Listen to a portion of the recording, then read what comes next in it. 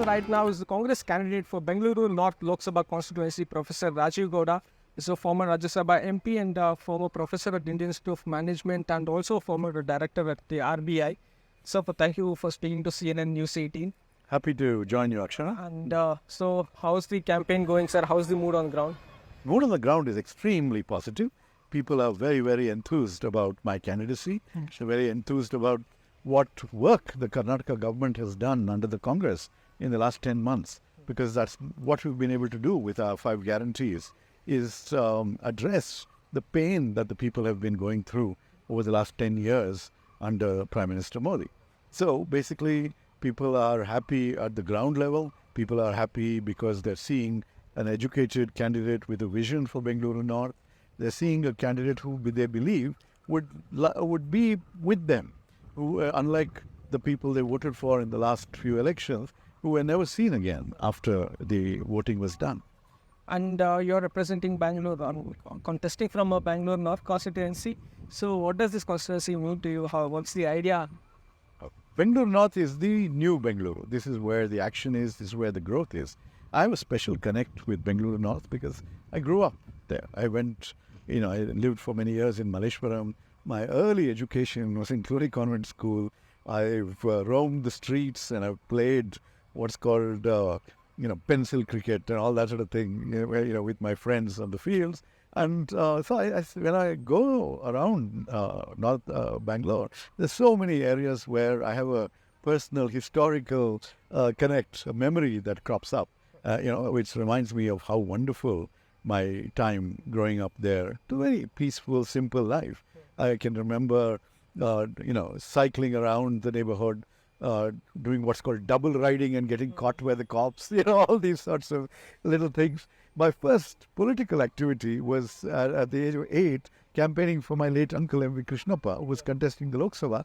As a kid, I went door to door handing out pamphlets, but that's my first political activity, in Bengaluru North. He represented this constituency twice, 67 to 77. So I have a lot of fond memories. But more than that, as I said, this is where the city is emerging.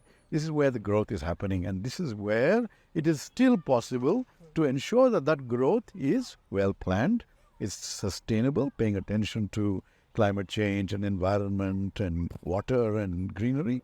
And of course, that it is inclusive. This cannot just be growth for rich professionals in apartments. This has to be growth for everyone, especially those who are the working class. And I have a follow-up question, sir. There are many issues playing in Bengaluru, be it failure in civic infrastructure. There have been potholes due to electrocution, and also tragic incident where under construction, metro pillar collapsed. And now we have the water crisis, acute water crisis that is being faced by the people of Bangalore. So what plans do you have for North Bengaluru? So the first part of it, of course, is better administration, right? If it is, if the city is governed in a manner that takes into account professionalism, then all these problems will become history, okay? Because it takes a certain amount of concern and execution and implementation to make sure that these problems don't occur. But on the issue of water, right? Part of it is a legacy issue where historically previous governments have filled up a lake, turned it into a layout, built a bus stand, these sorts of things were the wisdom of our ancestors, which these are all man-made lakes, water harvesting structures, linked to one another with what we call Raj Kalves, right?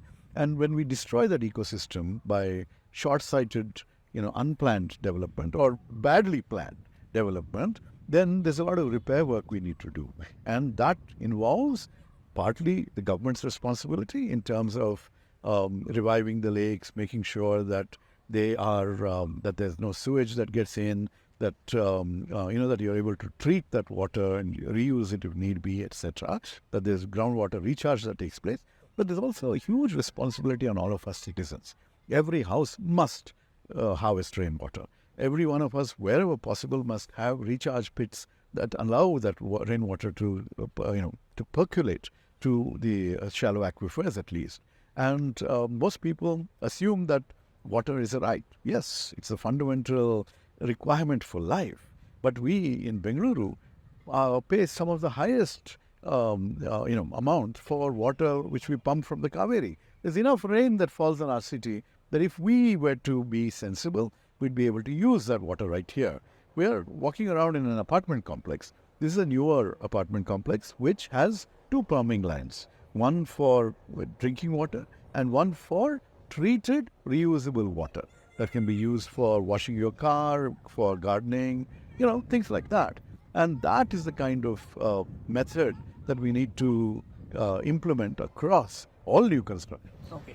And also, sir, coming to the North Lok Sabha constituency, Bangalore North, it was a basin of Congress. Out of 17 elections being held, 12 occasions the Congress has won here. So, but the previous 2 terms it was held by MV Rajeev Gowda and the BJP before the BJP as well. So, right now, do you feel that MV Rajeev Gowda can bring that change, bring back the seat to the Congress? How do you feel? What do you have to say about that? 100%.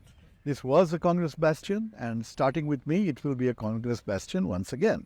Part of the reason for that is, of course, the good work that the Congress government has done, the kind of policies that the Congress stands for, which is about inclusion and harmony and prosperity and growth, right? But on the other hand, what do we have? We have had 4 episodes of the BJP being elected here. 4 times those MPs were never seen. Just now, for 10 years, the incumbent MP was not given the ticket by his own party for the simple reason, they were afraid that anti-incumbency would set in because there's no delivery on the ground, right? And unfortunately for the BJP, they've imported a candidate from elsewhere who also has no track record, who their own people have been raising Go Back Shobha slogans in Udupi Chikmagalur. So when someone is being rejected for non-performance by her voters, why dump that person on us? What have we done to deserve such a thing, right? That's what voters are telling me, okay? So I am campaigning with a positive message, saying, look, I have a vision, I have a track record. I have the ability to take all sections together. And, while others are focused on division, what did the BJP do recently? First thing that the 3 MP candidates did to start their campaign was in an area of Bengaluru called Nagarpet, they tried to create a communal conflict, right? That's the last thing anyone from the Congress would do. So people are focused on ensuring that we have a representative who cares for them, who is capable of taking their concerns and implementing them, and finding solutions for them. They want an MP who has the track record and capacity of standing up in Delhi to fight for the state's interests, also to go out there and manage national policy in a way that everyone understands, right?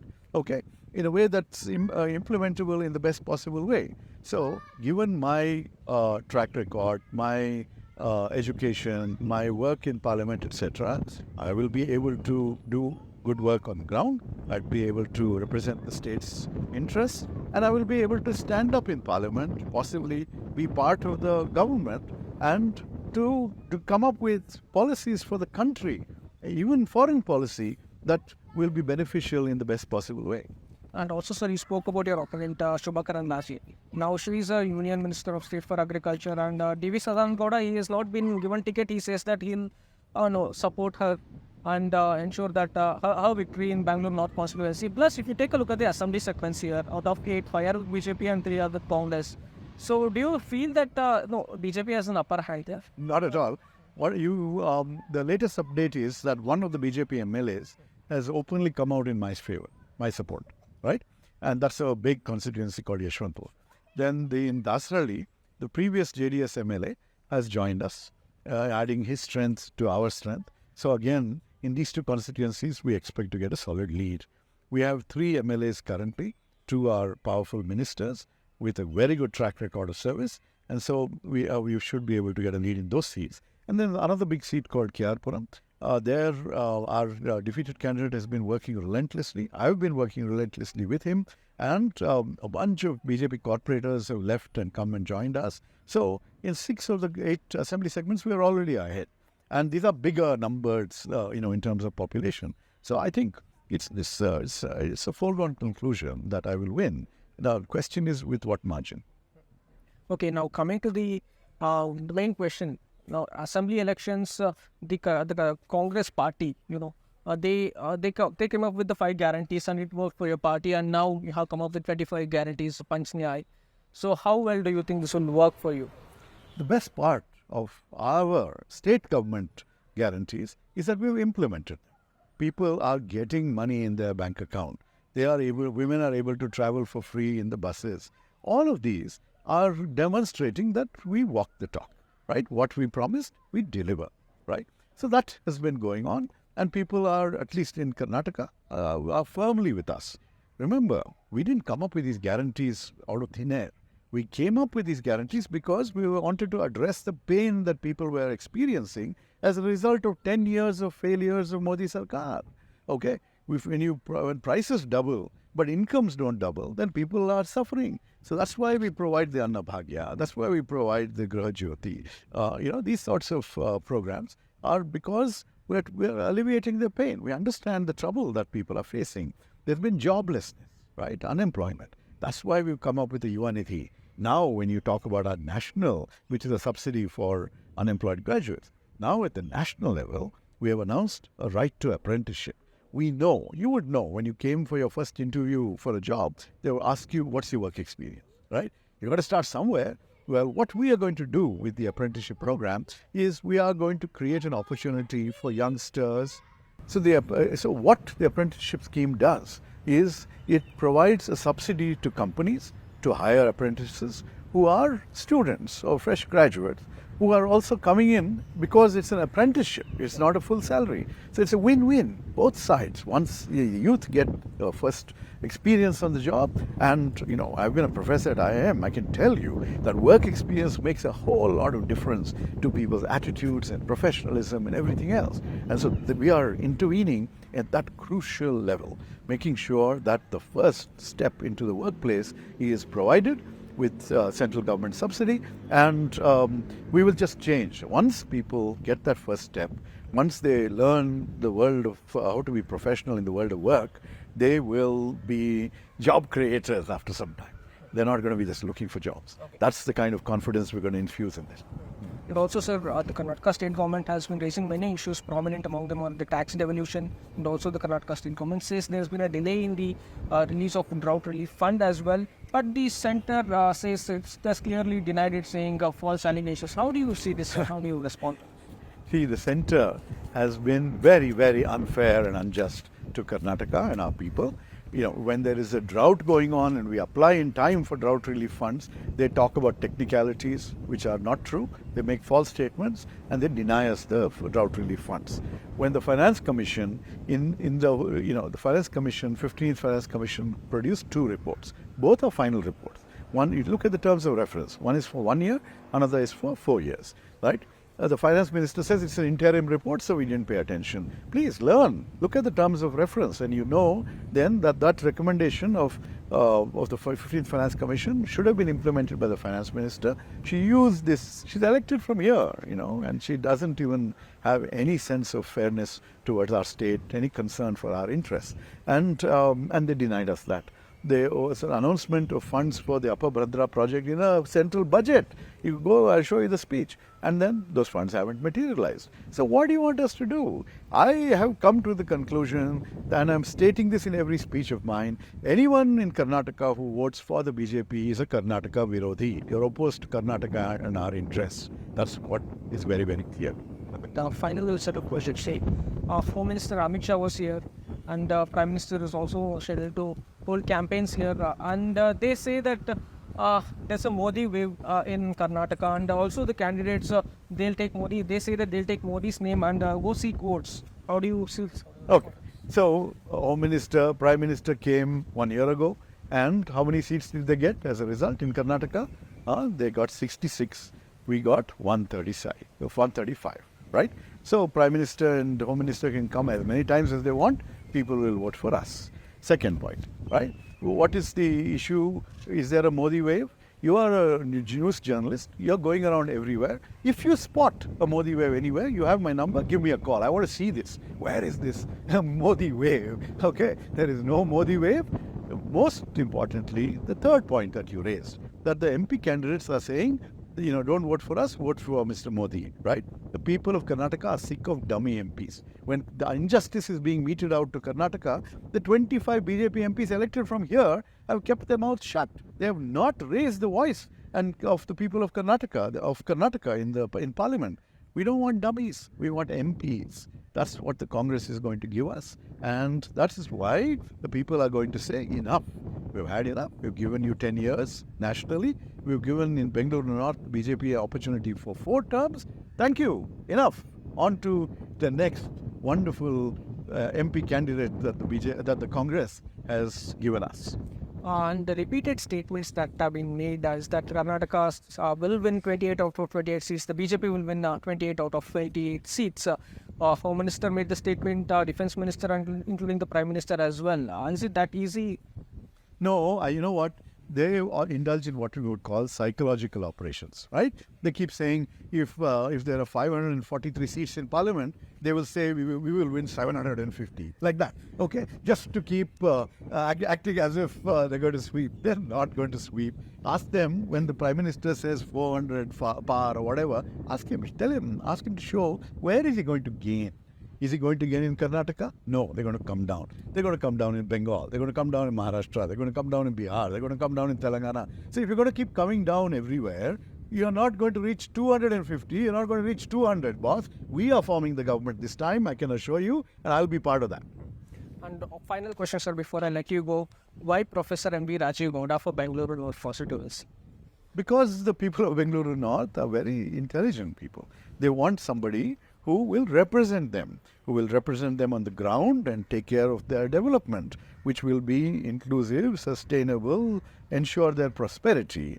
They want someone who can express their views in Parliament, who has a track record of delivering, who is respected across party lines. They want someone like that. They want someone who can stand up and talk and do something about good Indian public policy.